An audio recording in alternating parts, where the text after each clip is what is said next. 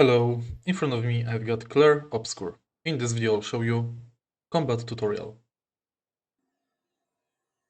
In the beginning, take a look at the left side of the screen. Right here you can check current turns.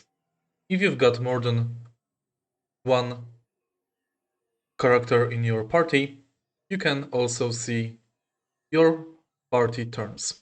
Now, press and hold right mouse button to aim. Aiming and shooting costs 1 action point.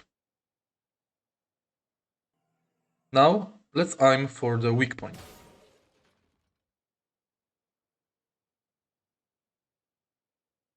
Now we can go back, and now we can use items, skills, or we can manually attack. Select target by pressing F. Each action takes action point. You can see your action points right here. Currently we've got 3. If you want to recharge your action points, use simple attack.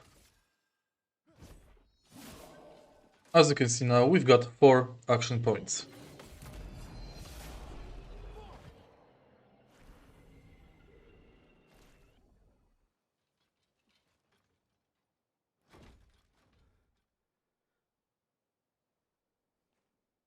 Later in the fight, you can use parry and dodge. If you find this video helpful, please leave a like, comment and subscribe.